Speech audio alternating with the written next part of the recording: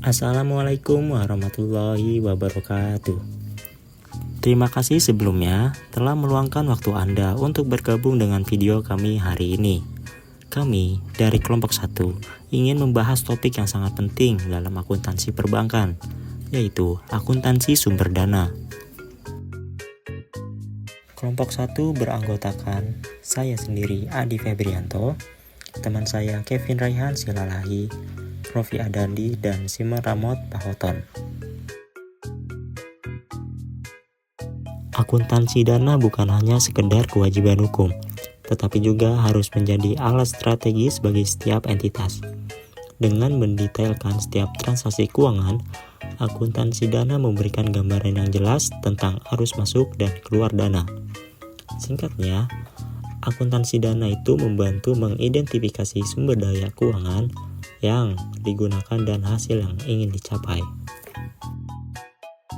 Pada bagian rumusan masalah ini, kami ingin mencari apa yang dimaksud dengan dana bank, apa saja sifat-sifat dari sumber dana bank, apa saja sumber dana internal dan eksternal dari dana bank, apa yang dimaksud dengan rekening giro, apa yang dimaksud dengan rekening tabungan, apa yang dimaksud dengan rekening deposito, dan apa yang dimaksud dengan tabungan smart card. Selanjutnya, tujuan masalah. Di bagian ini, kami ingin mengetahui apa itu dana bank, sifat-sifat dari sumber dana bank, sumber dana internal dan eksternal dari dana bank, ingin mengetahui apa itu rekening giro, ingin mengetahui apa itu rekening tabungan, ingin mengetahui apa itu rekening deposito, dan ingin mengetahui apa itu tabungan smart card. Yang pertama, kami ingin mendefinisikan apa itu dana bank. Menurut Kasmir tahun 2010, dana bank adalah dana yang dikumpulkan dari berbagai sumber dan digunakan untuk mendukung operasional bank, termasuk memberikan pinjaman kepada nasabah dan investasi lainnya. Dana ini dapat bersumber dari simpanan nasabah, pinjaman dari lembaga keuangan lain, dan modal sendiri. Selanjutnya, kami ingin mengetahui sifat-sifat sumber dana bank. Yang pertama, loanable funds. Loanable funds adalah dana yang dihimpun dari masyarakat atau pihak ketiga, seperti simpanan nasabah dalam bentuk tabungan, giro, dan deposito. Semua penggunaan dana dalam rupiah dan valuta asing yang ditujukan untuk komersial menghasilkan pendapatan bagi bank sesuai dengan fungsi alokasinya, dengan rincian sebagai berikut. Yang pertama, secondary reserve. Contohnya seperti penempatan pada Bank Indonesia, giro pada bank lain, penempatan dana pada bank lain, dan surat berharga yang dimilikinya. Yang kedua, kredit yang telah diberikan. Yang ketiga, pendapatan yang masih akan diterima. Yang keempat, biaya dibayar di muka. Yang kelima, tagihan dan kewajiban akseptasi. Dan yang terakhir, investasi. Sebagai informasi tambahan, dana pinjaman terdiri dari idle fund dan operating fund. Idle fund adalah dana yang masih menganggur atau belum sama sekali digunakan pada alokasi yang produktif bagi bank. Sedangkan operating fund adalah dana yang sudah dioperasikan oleh bank, terutama dalam bentuk kredit yang diberikan pada debitur. Bank selalu berusaha untuk meminimalkan idle fund atau memperbesar operable fund untuk keuntungan yang optimal. Dana yang tidak dapat dipinjamkan terdiri dari yang pertama, reserve requirement atau cadangan minimum, yaitu menetapkan jumlah minimum cadangan yang harus dipegang oleh bank. Yang kedua, uang kas, yaitu jumlah kas yang disimpan pada bank. Yang ketiga, cadangan operasional, yaitu dana yang disisihkan dan laba setelah pajak untuk menutup atau memenuhi pembayaran-pembayaran yang akan datang. Sifat sumber dana bank yang kedua yaitu unloanable funds, atau dana yang tidak dapat dipinjam atau dana yang tidak dapat dialokasikan untuk pemberian kredit dan investasi lainnya. Non-earning assets atau disebut juga unloanable funds atau aktiva tidak produktif di sini adalah alokasi dana yang tidak menghasilkan pendapatan bagi bank. Yang pertama, primary reserve. Contohnya saldo kas dan saldo kas pada Bank Indonesia. Yang kedua, aktiva tetap dan inventaris. Yang pertama, pengadaan atau pembelian aktiva tetap.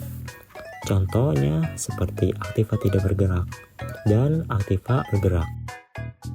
Sifat sumber dana bank yang ketiga yaitu equity funds. Equity funds adalah modal yang berasal dari pemilik atau pemegang saham bank yang meliputi dari saham biasa, laba ditahan, dan cadangan modal. Berbeda dengan dana yang diperoleh dari simpanan nasabah seperti loanable funds. Equity funds ini merupakan dana yang bersifat modal sendiri atau internal yang dimiliki oleh bank. Sifat dari equity funds adalah sebagai berikut. Yang pertama, modal sendiri. Yang kedua, tahan lama. Dan yang ketiga, sebagai penopang risiko. Maksud dari modal sendiri yaitu dana milik bank sendiri yang tidak perlu dikembalikan atau dikenakan bunga. Maksud dari tahan lama ini yaitu sumber dana ini bersifat permanen dan tidak memiliki kewajiban untuk dikembalikan, memberikan stabilitas jangka panjang. Maksud dari penopang risiko ini berfungsi sebagai buffer dalam menanggung risiko kerugian dan mendukung kepercayaan investor serta regulator terhadap kemampuan bank dalam menghadapi risiko. Sumber dana bank. Yang pertama, dana internal. Sumber dana dari dalam bank adalah dana yang berasal dari modal sendiri bank atau disebut juga modal inti atau core capital. Modal inti bank terdiri dari modal saham, cadangan umum, cadangan tujuan, laba ditahan, dan agio saham. Modal inti bank berfungsi sebagai penyangga risiko operasional bank, yaitu risiko kerugian yang timbul akibat ketidakcukupan atau kegagalan proses internal, sumber daya manusia, sistem atau peristiwa eksternal. Yang kedua, dana eksternal. A. Sumber dana dari masyarakat. Sumber dana dari masyarakat adalah dana yang berasal dari simpanan nasabah atau masyarakat di bank. Simpanan nasabah dapat berupa simpanan giro, simpanan tabungan, atau simpanan deposito. B. Sumber dana dari lembaga keuangan lain. Sumber dana dari lembaga keuangan lain adalah dana yang berasal dari pinjaman atau penyertaan modal oleh lembaga keuangan lain kepada bank. Rekening giro. Giro adalah simpanan masyarakat, baik dalam bentuk rupiah maupun valuta asing, pada bank yang dalam transaksinya dapat dilakukan setiap saat dengan menggunakan cek, bilet giro, kartu ATM, sarana perintah bayar, yang lainnya, atau dengan cara pemindah bukuan. Karakteristik giro adalah sebagai berikut. Penempatan oleh nasabah lazimnya bertujuan untuk memperlancar transaksi bisnis dan bukan untuk tujuan mengharapkan bunga yang tinggi. Yang kedua, penarikan atau pencairan dana. Penyetoran dapat dilakukan secara tunai, pemindah bukuan, atau clearing. Pada contoh transaksi 1, pada 1 Oktober Nona Cindy membuka rekening giro pada Bank Gunadarma Pusat dengan melakukan setoran tunai sebagai setoran awal rekening gironya sebesar 5 juta dan biaya administrasi untuk buku cek sebesar 50.000. Di sini kita lihat kasusnya kas ditaruh di debit sebesar 5.050.000, giro Nona Cindy ditaruh di kredit sebesar 5 juta, pendapatan buku cek ditaruh di kredit sebesar 50.000. Contoh transaksi 2, pada tanggal 5 Oktober, Nona Cindy menyerahkan cek giro Bank BNI sebesar 10 juta untuk disetorkan pada rekening gironya di Bank Gunadarma. Nona Cindy dikenakan biaya 5.000 untuk transaksi tersebut. Keterangan ini, giro Bank BNI sebesar 10 juta di debit, giro Nona Cindy ditaruh di kredit sebesar 10 juta. Kas ditaruh di debit sebesar 5.000, pendapatan biaya clearing di kredit sebesar 5.000. Rekening tabungan. Tabungan adalah simpanan yang tidak digunakan dan dialokasikan khusus dari pendapatan. Tabungan dapat ditarik kapan saja tanpa batasan waktu. Anda bisa mengambil uang tabungan melalui ATM atau anjungan tunai mandiri, atau tarik tunai dengan datang ke bank. Bunga tabungan. Bunga bank pada dasarnya adalah merupakan kompensasi atau bagi hasil untuk bank syariah yang diberikan bank kepada nasabah atas sejumlah saldo yang mengendap di bank. Contoh kasus transaksi 1, Tuan Dika pada tanggal 1 September hendak membuka tabungan di Bank Gunadarma Pusat. Setoran pertamanya yaitu 2 juta tunai. Di sini kita lihat kas ditaruh di debit sebesar 2 juta, tabungan Tuan Dika ditaruh di kredit sebesar 2 juta.